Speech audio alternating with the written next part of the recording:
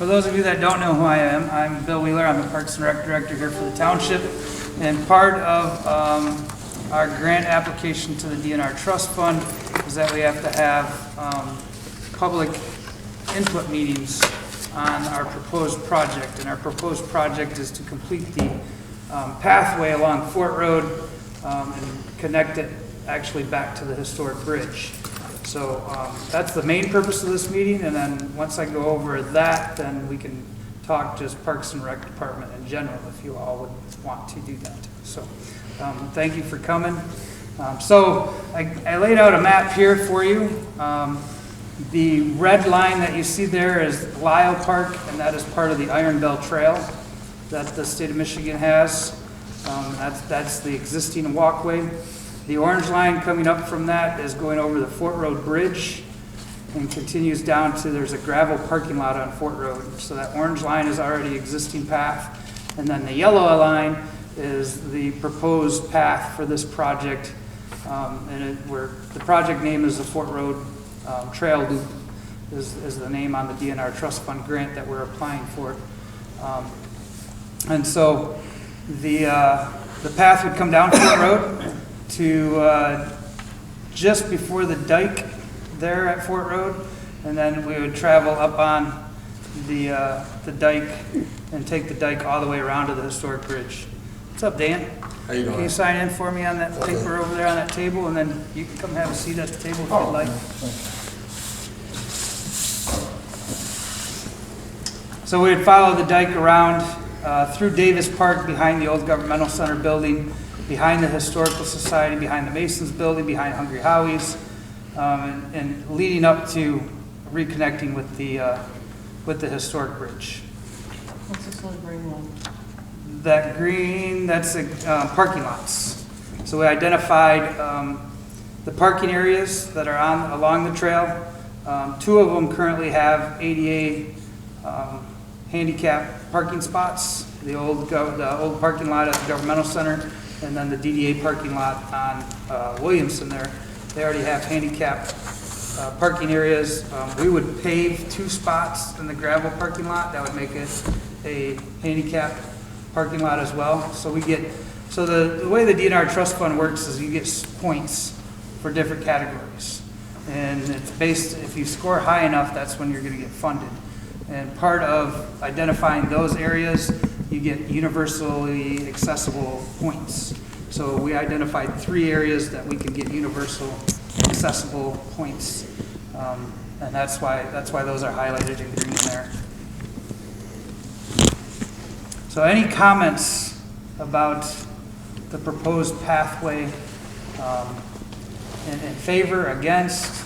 Are we out of our minds for doing it? Is it going to be paved? Is it going to be? It is going to be asphalt. Asphalt? Yep. Okay. Is it going to be lighted? In our grant, we are applying to have solar lights. There'll be solar lights, Okay. Which is a cheaper way to go. And we would also install solar lights along the pathway in Lyle Park as well. Okay. So yes, solar lights are included in the project. The lights you're thinking to do in Lyle Park, are you gonna make sure they're out of the flood zone? Well, we're going to make sure that they are in areas Tall- that so that they're are tall not enough. canopied. Yeah, that are not canopied, so that the sunlight can actually get to them. Yes. Well, you don't need But this, that you side, don't need the sun beating down on them. that side of Lyle Park actually doesn't flood that much. It's the other side that floods. Davis Park floods. Lyle Park is very rarely does the water get up to the path. Oh, yeah, you just said that right out loud. I did. Very rarely. It doesn't get up. 1986. 1986. But, I mean, any typical flood year, the water doesn't get up to the pathway. Oh, well, now. Why? Because you just jinxed it. Because I jinxed it? Yes. Yeah, okay. Make sure you edit that out of the camera, okay? It's got to stay. Sorry.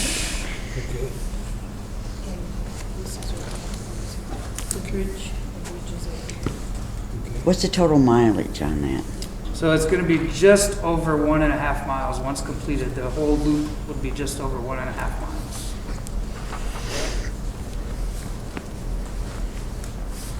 Once we get this, do we plan on doing anything with it? or is it just, I only ask because I know like the part that we have now, it's very nice, but I don't see as many people as I would like to be using it. Plus, I do notice that in the winter months, a lot of times it's not clean. Yep, so the plan is if we do the loop, the DDA bought a snow removal machine that we actually use up and down Dixie Highway right now from State Streets at I-75 to clean the sidewalks. So the idea would be to start cleaning the whole walkway all the way around once it's completed loop. There's some liability issues and stuff on why we don't clean the Lyle Park area now in the winter. We'll clean up to the bridge, and then the bridge is a touchy subject because the wood that is used on the bridge is non-treated. It has to be that way for historic preservation purposes. So to run a snow blower or a brush over it, we're going to just deteriorate that wood even more. So the bridge is a tricky situation. So, but the plan would be to clean the rest of the pathway with this new machine that we were able to get last year. Once the loop is completed. So yeah, we would try to do our best to keep it clean. And then to answer your other point, what other purposes? A lot of times there's these walks that happen for cancer awareness, whatever. This would bid well for that. We have the parking area at the old governmental center building. That parking area would bid well, and then hop on the trail and walk all the way around. I could see us doing some type of walk. Like a 5K, Yeah. maybe just walk, run. Yep, and that could be utilized for that. It could be utilized just for any kind of fundraising walk that they do too. So, I think that was one of the goals in my head that I had was let's get the loop completed and then we can look at doing a fundraising walk. And we can go all the way around instead of going down, coming back. No, because that's what I was thinking maybe we could do. I know like Frank Muth does them, even though, they're a bigger city, but. They're not. But Well, tourism wise, when you yes. think that, because you always think everybody's like, oh, Frank Muth, you have to do it. Yeah. It's kind of. Yeah, they do, every year they do a walk in Heritage Park there. They have a paved path that goes in a loop at Heritage Park. I only know the 2 5K marathon runs that people do. Yeah, they do the Frankenmutter and stuff like that in Franklin as well. I know they always do one over by out by Walmart and everything. And this would be a lot safer than something they do out there because they actually go down someone road. I know exactly what You you're know, talking about. like because we did it. Coxville Road. Yep, and then you have to come up on the sidewalk on the main road. When do you anticipate starting, and how long do you think it'll take to finish? So the thing with DNR, let me just finish writing. I gotta take notes so I can do notes. So they can submit them. So the DNR Trust Fund grant is due April 1st. So we'll submit our grant April 1st. We'll find out in the fall of this year whether or not we're granted the money. And then it goes through the appropriations committees in the state legislature. Then it goes, eventually gets to the governor. And once she signs off on it, then the money is awarded. And then we go into our design phase and get all our ducks in a line and T's crossed, I's dotted. And so we're looking at hopefully the fall of 2024, but more realistically probably the spring of 2025 and starting the construction. But that's just the nature of the beast with DNR Trust Fund grants. The DNR Trust Fund grant is the one that we used to put in both canoe kayak launches, and we used it for the Cass River Trailhead Park down at the bridge. So it takes time, but it's a good resource for us to be able to tap into to get money to do big projects like this. This project, the preliminary cost is coming in right around $500,000. And we'll get $300,000 from the DNR Trust Fund. So where does the rest come from? So the DDA is committed about $60,000 towards the project, and then the rest will come from other foundations, Wicks Family Foundation, McNally Foundation, Anderson Foundation. So does that mean no cost to the community? Basically, that's the plan, is to have no cost to the township. I just know because we tried to pass the, is it that rec place down by Junction, and that didn't happen? Yep, yeah, that was a survey. There was no vote on it. It was just a survey, and they overwhelmingly said no, which I'm surprised that got me. Because something like that would be instrumental. But any other comments about the proposed pathway, about the project? The route, Bill, I know it's just going through the backyards of a few residents. Was there any foresight of going through the park that we have there and then back It is. over? It is. It's on the dike. That path that you see right there, the yellow line, is on the dike. It's not in the backyards of people's houses. It's on the dike, Right, which is right. township property.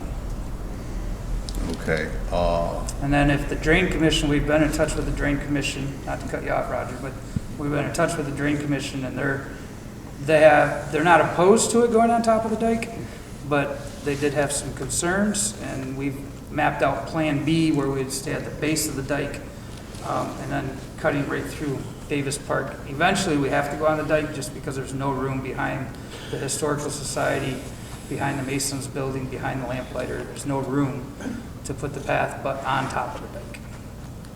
But, so as you're looking at this section right here, where it loops out and around on the dike, that might get cut through Davis Park. So that's our Plan B. If the drain commission has too many worries about it going on top of the dike. Our wish is for it to go on top of the dike. And if you go down there, and if, this spring, if you go down there and walk, there's trees that line in between the dike and those backyards of those houses. about controlling traffic through there at certain hours, is it gonna be open for access 24/7, or is there like the gate that closes The park's parking lot? open from dawn to dusk. Davis Park is open from dawn to dusk. So if someone went down Fort Road and jumped on that trail, they could walk it or whatever at night? Yep. If they so choose. Okay. That's part of the purpose of putting the light poles, right? Yep, So they to have can, lights. so they So can that- walk at night if they yeah. want. Yeah, I mean, in the wintertime, when it's 6 o'clock at night and you don't want to sit home and you want to go for a walk and it's a nice warm winter night.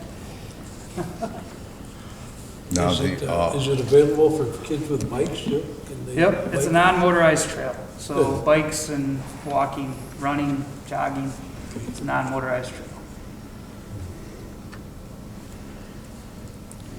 And I'm sure at some point we'll have to address e-bikes, which some communities in the state are already addressing that, so there's stuff out there for e-bikes. You know, you said the other was the Iron Trail. It's the Iron Bell Trail. That won't have any So this effect with is, the Iron. so we actually will get points because this is kind of considered a loop off of the Iron Bell Yeah, Trail. right, So that's we'd right. get points through the DNR Trust Fund because the Iron Bell Trail gives you, if it's part of the Iron Bell Trail, it gives you points. So this would be considered a loop around the Iron Bell Trail. So we're spinning it to where it's another avenue for the Iron Bell Trail to get those points.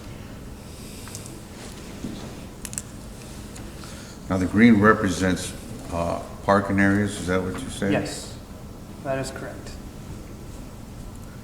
What, the more parking area you have, the more points you get? So the parking lots, if they have handicap accessible spots, which the DDA parking lot has 2, the township office, I do believe, has 2, but it could be increased to 3 just by marking on the pavement. And then we would pave 2 spots at the Fort Road gravel parking lot.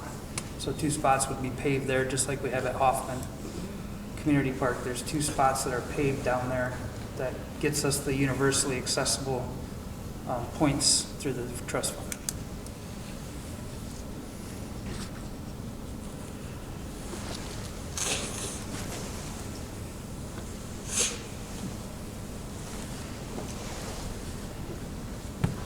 Any other comments?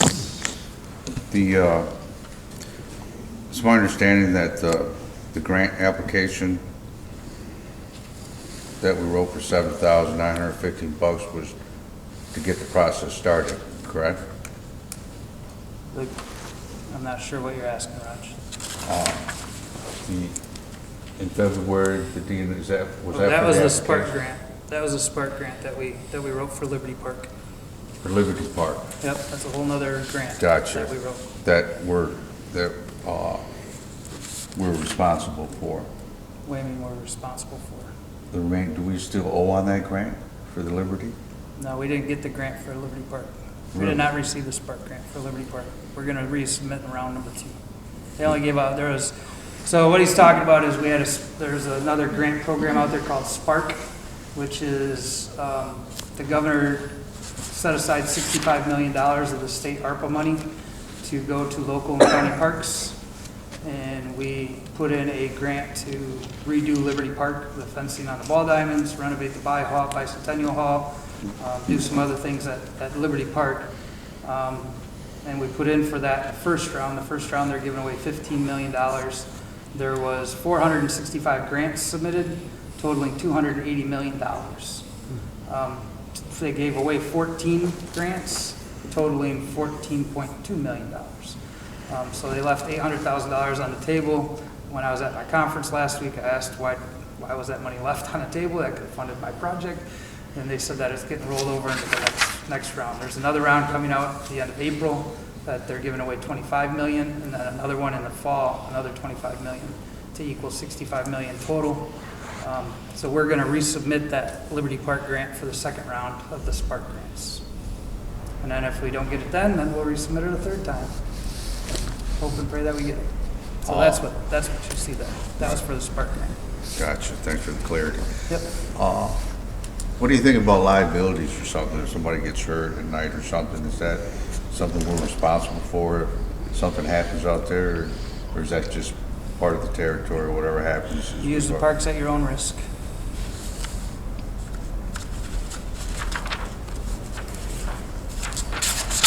But the township does have insurance that covers the Parks and Rec department. And knock on wood somewhere, in my almost 10 years of being here, I've never had anything in the parks. So. Any other comments, questions about the proposed path or project? All right. So along with that, I wanted to get folks' input on the Parks and Rec department in general. So anything you guys want to throw at me, questions that you have about the Parks and Rec department, not related to this project, feel free to fire away, and I'll try to answer them the best that I can. Or if there's a program that you'd like to see, or if there's something, anything Parks and Rec in general. We are putting together, Michelle, our township manager, who snuck in back there, is instructed me to get the Parks and Rec Advisory Board back together. So if anybody's interested in sitting on that, you can fill out a boards and commission application to sit on the Parks and Rec Advisory Board. There's 5 seats. None of them are filled because we haven't had it in the last few years, but that's something that she would like me to get started back again. Things that are upcoming in the Parks and Rec department is the Easter egg hunt is coming April 1st. Baseball and softball registration, just started registration this week, along with the Great Lakes Bay Miracle League. The Great Lakes Bay Miracle League is baseball for kids with disabilities. That takes place over at the Anderson Recreation Complex. And they are in their 12th year of having that league. And I have about 45 to 50 families that come back year after year that participate in that. And that is something to see. If you ever have a Saturday morning open and you want to see something really cool, come on out and watch these kids play baseball. That if it wasn't for this field and if it wasn't for this league, they wouldn't be able to play. So I have one of my big stories that I like to tell is that I have a boy from Clio, and he's been playing all 12 years. He started playing way back when it first started. He is legally blind, and he used to always hit off the tee when he first started, and now we have him hitting a pitched baseball. So, but he's legally blind and can hit a pitched baseball. His goal is someday to hit it over the fence. He's done a one-hopper over the fence, but he'll get there. So, Yes, Michelle? Good evening, everybody. Are there any signature Bridgeport events that was once here that is not here that want to come back? We have Bridgeport Festival. Bridge Fest is no longer, nope. So, I guess just trying to figure out family-oriented events that brings families out, things that entertain children, teenagers, Yeah, concerts in if the it's park. done, I think it'd be fun to have things all along the path for kids to walk and find. Yeah, like, I think that'd be do they fun. do it, have you ever done geocaching? I haven't. You have? Something like that. Yeah, like geocaching across, that would be kind of cool. And then if they find out things when they get to the end. Yeah. I was just wondering if there's events that happen, that people would like to revive. Yeah, sauerkraut is fun. The who? Sauerkraut Festival. Sauerkraut Festival? way back in the day when Classic Pickle was here, they used to have a sauerkraut festival that transformed into Bridgeport Days, that transformed into Bridge Fest, and then Bridge Fest went away when all the volunteers basically quit. But years ago, back in the 80s, it was called the Sauerkraut Festival. Sauerkraut. Before that even. Well, I mean, when I I, remember the 80s, Diane. okay, I'm a few years older. I remember the Santa house in the park. And the Santa house in front of the fire department. I used to go there when I was a kid. No, I'm talking Book and crayons. way over the old fire station. Oh, They used to have auctions down there every year to raise money. There was none of that, so I don't know any of that. yeah. Dan's a young buck. I actually coached Dan. It's kind of a shame that we lose those things, you know? Yeah. But, you know, like I said, not having the volunteers, a lot, like you're saying, Classic, well, when we got big companies in the community, they're able to use that because usually people move close to those big companies, and that's how you kind of build community. I mean, ever since like stuff like them left and General Motors and everything left, everybody spread out, and it's just what happens, right? It's hard to find those. Times change. That's how it's changed. Like every How would, community- I'm sorry, Dan. How would people feel about a car show? Nice. A lot of people would do that. especially I could at least get a after couple people. losing Big Boy, right? Yeah, So really. you could kind of like ride on the coattails of that. Thought you like, had to spirit of sign Big Boy type situation. That was part of Bridge When it was Fest. on the island at Davis Park, it was a big one. Yeah, that was part of Bridge Fest. The last one that they had was part of Bridge Fest, and they had it back on the island in Davis Park. Yeah, but people. So you guys think that would be a good thing to, as Michelle would That's a say, good bring thought, back? yeah. Yeah. And then I would think it'd be cool if we could find a way to reach out to those people that actually were avid goers of Big Boy. Big Boy and on kinda Thursday make nights. them the spearhead the whole thing, Catalyst, right? yeah. Yep. And make them the board and the president, let them, hey, it's your baby, do what you want. I think that's perfect. And that would be easy to do. Contact Eva Stone, and I'm sure she's got a list of those people that would come there. I'm sure she does.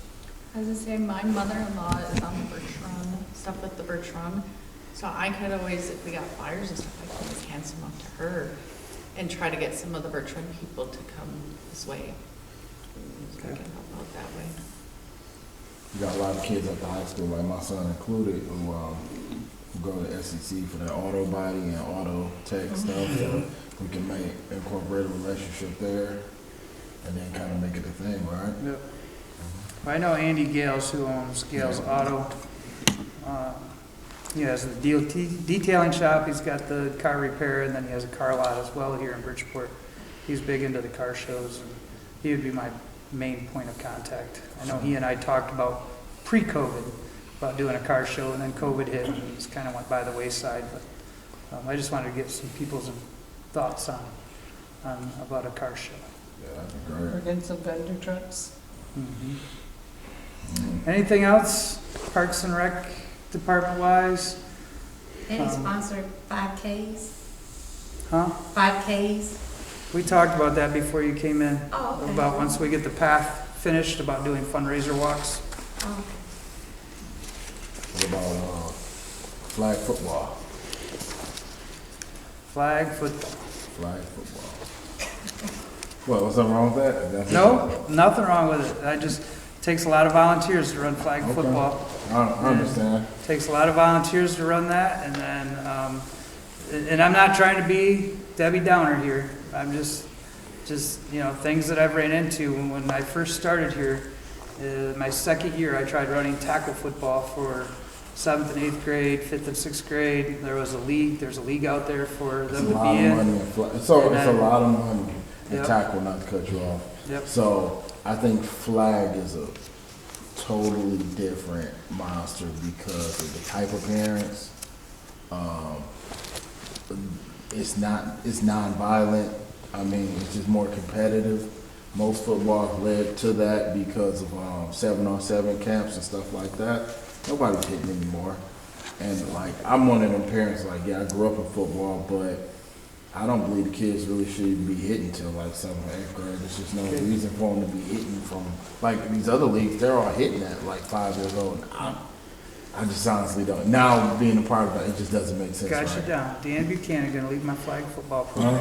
Well, I got a lot going on right now, but I'll do my best. I'll do whatever I can. But I just feel like I just believe like it's a good idea and it's cheap. It just I'm seems not cheap. opposed to it, yeah, it's not as You expensive get a bunch of as. T-shirts and flags, Yep. and I think it's a lot of opportunity for all kids. Like I just tell somebody, even when you got kids like in different sizes and stuff. And so, Yeah. I'm gonna throw this I'm sorry.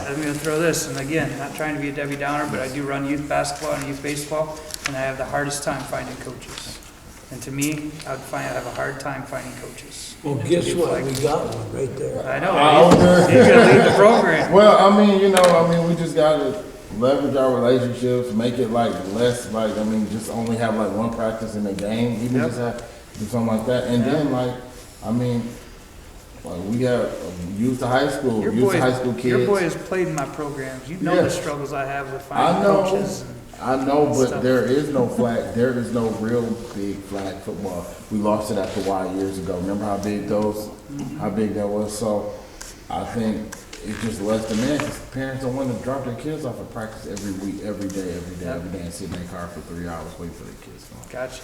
So I don't know. And like I think like kids, like it's more accepting of all kids of all sizes because like you might have a kid that might be a little overweight, but you could play quarterback instead of always having to put his finger in the dirt and he's been a lineman for 10 years, Yep. stuff like that, and to build his confidence up. Good. I was wondering with Bridgeport, do the kids in high school have to have volunteer hours? Does anybody know? As far as I know, They used to. and is that there's no requirement at Bridgeport High School to have volunteer hours. I know some schools, you have to have 40 hours when you graduate. You start doing that as a freshman, sophomore, you do basically 10 hours a year, and then you get 40 hours by the time you graduate. As far as I know, that is not a requirement at Bridgeport. Because I was gonna say, I know that, you need volunteers, but you need adults too. Maybe that might be something you could push over to I bet you Bergeron. could get like groups Bert- like varsity seniors and stuff like the older kids, not the older Yeah, kids. if you have like 7th, 8th graders, like let's say the flag football like you're talking about, push over to Bergeron or even, Bridgeport, but say Bergeron, hey, you guys need hours. Will you come and do this and help out the younger kids? And the girls play flag too, so it's not like it wouldn't be so heavy like it is. You might see 1 or 2 girls in tackle, but the girls can play flag too. So, Got it down. Okay. And what about just throwing this idea out, following in his footsteps? Something similar to the Gus Macker 3-on-3 basketball things that used to happen in Saginaw. That was always big. Yep. Yes. It just kind of depends, right? Like the type of crowd you get. Like I know if you do I know the like Ludington still do it and they don't have any issues, but it's a different kind of like town, like beach town. Right? Well, we could limit it to our kids, Yeah. to Bridgeport kids. Yeah. I don't know how they handle it, but I was growing up, Hoyt Park, every summer had baseball. I mean, there must have been 20 teams over there. So they're every trying to do it now, Oh, I'll right? tell you what, I don't know if it was volunteers or what, but you couldn't go to Hoyt Park without seeing a baseball game, you know? Yeah. So, again, I sound like a Debbie Downer. I'm not trying to. Start calling you Debbie. Volunteers. Well, no, it ain't even volunteers. The problem with baseball is that I feel like as far as a rec sport, it's dying because all the parents want their kids to play travel baseball. Yeah. And mind you, we do host tournaments. I partner with the Saginaw Sugar Beets, which is a travel baseball club, and they host tournaments at my diamonds. So there's 3 to 4 weekends out of the summer where our fall diamonds are packed to the gills. I mean, there's over 1,000 people there. So we do that. We have that. But as far as like rec league baseball goes, it is getting a struggle. And I just started registration, so we'll see how many I get. But it is a complete struggle with trying to get kids to play rec league baseball. And you know, some communities struggle, some don't. You know, Frankenmuth and Bertrand, those communities, they don't. You know, they get plenty of kids. Bridgeport and Carlton, the other two league teams that play in that. There's the 4 communities that play each other. You know, Carlton struggles just because of the fact that Saginaw Township North Little League has allowed Carlton kids to play there. So some of the parents take their kids there because Little League is a little bit more competitive and in depth than just rec ball. But a lot of the kids, even Bertrand and Frankenmuth, are seeing kids that are playing rec or travel baseball as opposed to playing rec league baseball. So that's a challenge that we face. Is that soccer complex in Saginaw, is that pretty much involved? I mean, are a lot of teams playing there? Does anybody know? Saginaw Township? Yeah. Oh yeah, that's packed. That's a pretty busy place, huh? Mm-hmm. Yeah. Yep. Oh, And Frankenmuth and Bertrand offer AYSO soccer, so that's why I've never thought about trying to do soccer here in Bridgeport because they already offer it, and most of the kids that want to play soccer gravitate to the AYSO programs, or they go to Saginaw Township. And then schools got it, right? Because the schools got soccer too, right? Yep. And Bridgeport High School doesn't have a soccer team. So. Bill, Yes, sir. one thing comes to my mind, back to this trail. The grant, which you said that they look at points. What comes to my mind is what can we do to make this application more appealing to the DNR that we don't have currently in there? I understand you circled the parking lot. If there was something else in there before you submitted the application, would that make that more appealing for the state to say, gee, they also have this in place, or is that not something we should consider? So the way, there's different categories in where you get points. And between Tanya Moore at Spicer Group and myself, I mean, obviously we've written these grants before. We've gotten the canoe kayak launches and the trailheads. So, you know, there's points for using recycled products and stuff of that nature, and being kind to nature, and using when you have to redo landscape and stuff, you use plants that are native to the area and so forth, and you get all them points. And we're pretty spot on. I think my honest opinion with this grant, because you also get points for being a urban area, in which this classifies as an urban area, even though Bridgeport Township is more rural. We classify as an urban area because of our 48601 zip code. So having that aspect, we get some points for that. Not as many as if we were a total, city urban area, but we do get some points because we're on that cusp, right? We get additional points because of our median income. The median income for Bridgeport is what it is, and so we get extra points for that because it's on the lower side, as opposed to like city of Frankenmuth or Saginaw Township or what have you. So we get additional points for that. There's several different categories, and we're hitting all the points. Awesome. We're maximizing out our points. Trust me on that one. Thank you. And I think that's the reason why we got the 2 grants for the canoe kayak launches. We got the grant for the Casper Trailhead project. I think part of the reason why we got those is because we figured out how to maximize getting the number of points that we can get to score high.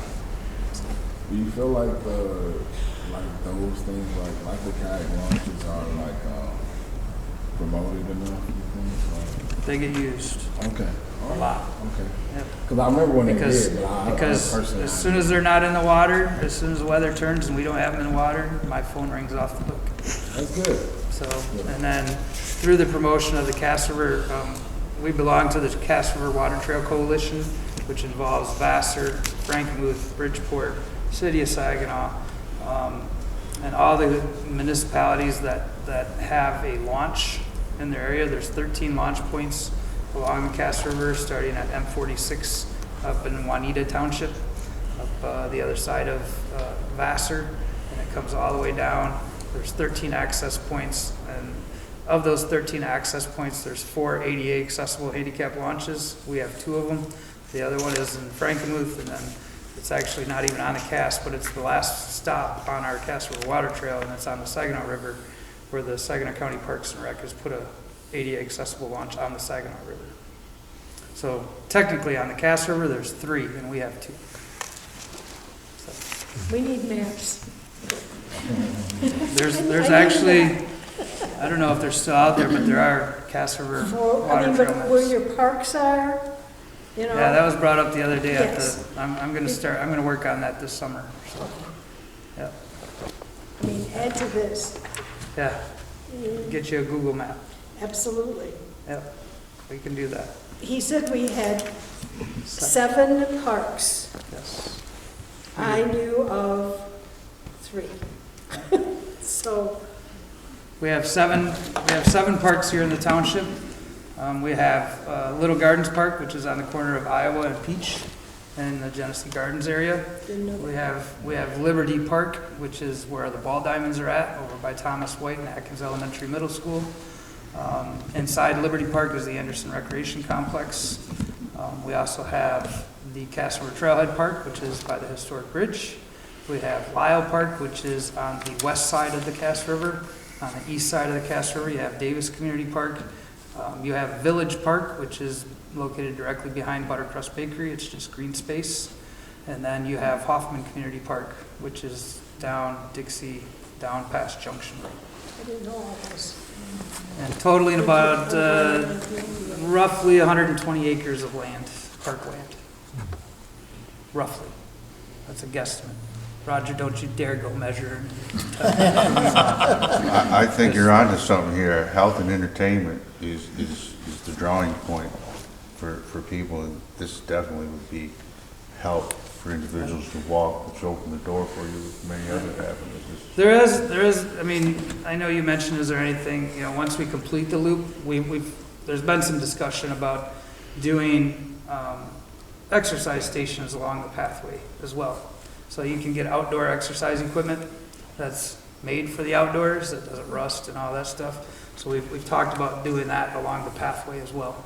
So you walk and say in 500 feet you do this exercise, you walk 500 more feet, and then there's another apparatus that you can do chin-ups or pull-ups or whatever, and stuff like that. So I would say I don't know, maybe, I guess you already kind of, maybe shorter loops within the loop to do other things with, right? yeah, Yeah, I don't know how, I'm saying, like, you know how you said you're going across that, what did you call that again? On top of the dike. The dike. Yep. Like, doing that and the cut across, maybe you would have a way of having like a small area for like, let's say if like you got a small group and they just, like got younger kids, you just want to keep going around the loops, Yeah. you could do stuff like that, a small area, so like you would have like the abbreviated version of this and that, you know what I'm saying? Yeah, definitely something we can take into consideration for sure. There is a, they just put down by the Y, it's called a fitness court. And I I've been in touch with those folks about, that's what I would like to put in Village Park, because there's nothing there, it's a green space. There's actually a flagpole there, I think, with some overgrown shrubs. It's by your house, Diane. Yeah, I played in there. Yeah, so, but I think that would be like a perfect spot for a fitness court. The problem is, and it always comes back to funding. Funding. Is that the one that's behind the Buttercrust Bakery? Yes, yep. It's in behind Buttercrust Bakery and the barber shop there. There's that green space that, I think is that Grant, right? Grant? Help me Yeah, out. no. Well, that there's street that Sherman, comes- Grant, Washington, Washington. Dixie. Yeah, it's- You also got that big underground sewer tile goes through there that you can't build over top of. The big drain, I don't know anything about that. comes Stan. good. Go look at the end of, what is it, Grant? You can see where it goes. There's a big catch basin in the You'll have middle to of show me that. where that's at. Sometime. Okay. That all ties, then it ties to I didn't know the that drain there that was goes even- up, back up behind, alongside the post office and back up behind Bridgeport Community Church. That all ties to that big drain. Okay. Did not know that. Wasn't Big aware drain. that there was a drain there. I think your idea would be good, but I don't think, on my saying, I don't think it'd be good to be in that spot. Because personally, like, I walk with my kids all the time on this, and I would never walk that far. I mean, I literally didn't even know that was an open space Oh. to put. I Behind think, Buttercrust Bakery? yeah. Sorry, when you guys say Buttercrust Bakery, I always want to say Buttercrust Bakery. But I think like maybe like somewhere along here, like maybe by one of the parks, I think that would be great, because like, I mean, my kids aren't young anymore, but like, I would use it and then have my kids play on the playground while I watch them. And then get off and be like, okay, let's go walk Oh, around. and trust me, there's plenty of space in Davis Park to put it as well, so. Yeah, like But again, it comes back to funding. Yeah, to have it made like out of material, I know it's expensive, but similar to like, you have for the wheelchair, something similar like that. Fitness courts are all AD accessible. Okay, it'd be nice if you can do yoga, you can do any kind of open thing, and it'd be nice for outside. It'd be nice. It'd be nice. It would be. Especially if it's by the water, then people enjoy at least, like, serene, I guess. Yeah. Anything else Parks and Rec related that you guys want to throw at me? I'll try not to be a Debbie Downer.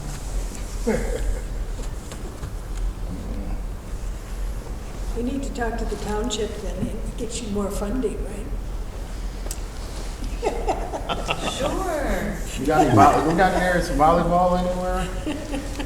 We do not have anywhere for outdoor volleyball.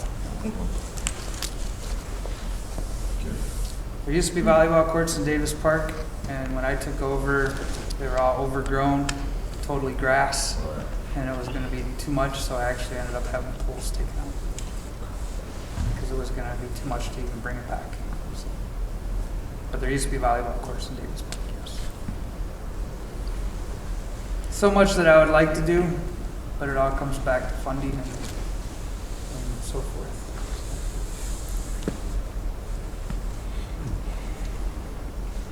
Anything else programming wise that anybody can think of? Currently we do youth basketball, we do youth baseball and softball. We have the Miracle League.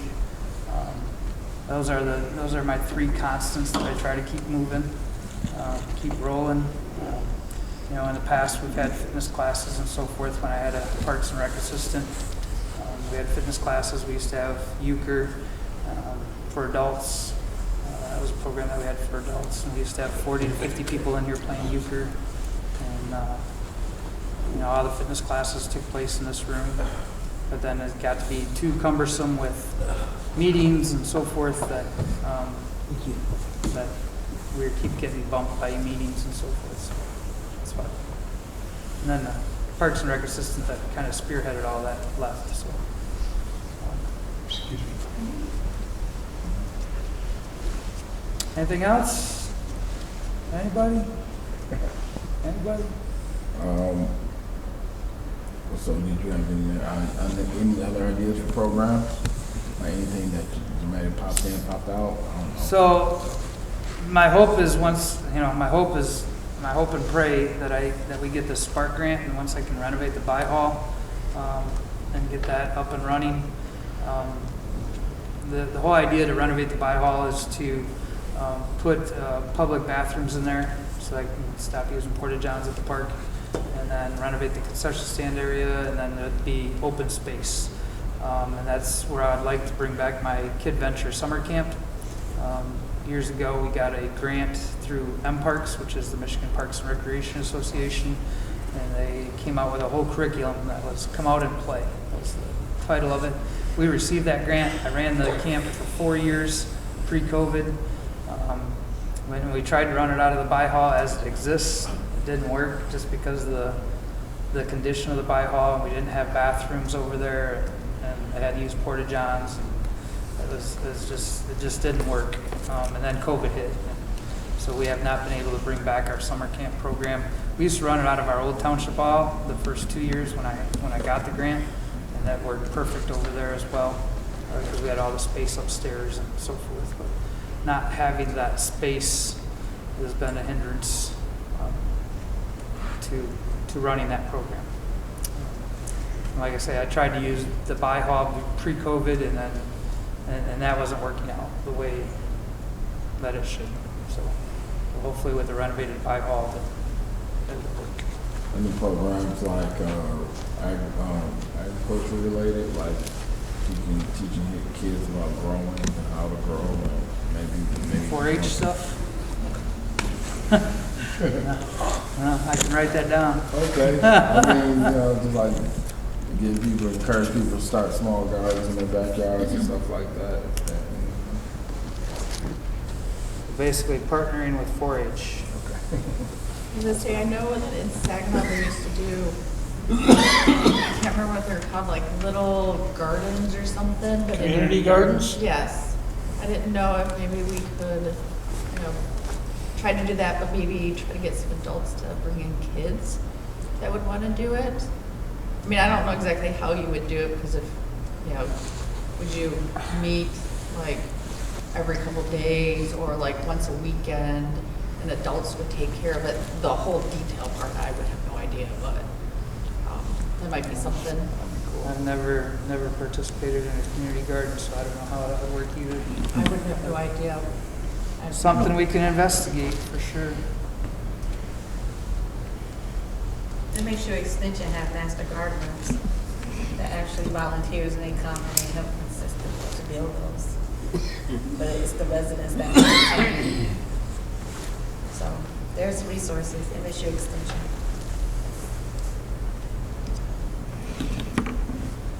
Younger kids get excited. What else you got for me, Dan? I ain't got nothing else. I'm sorry. I'm all tapped out. All right. Come on, you got one more in there, come on. Nah, man, I'm on cruise control right now. This is Twist the hat just a little bit, it'll come out. It's on empty, man. I'm running on fumes right now. Okay. Anything else from anybody? I appreciate you all coming and giving your input. Like I said, the Parks and Rec Advisory Board, one of the reasons why we're putting that back together is to help me with programming. Some of you may not know, but I'm also the DDA coordinator for the township as well, so I wear 2 hats, and splitting my time is hard sometimes. It's kind of overwhelming. I ain't even gonna lie. This week has been overwhelming, getting out all the registrations and trying to plan this Easter egg hunt and everything, and it seems like everything's coming to a forefront. I got one of my ours is the same day as that one. What time is it? 11 o'clock. 11 o'clock, and so registration's at 11.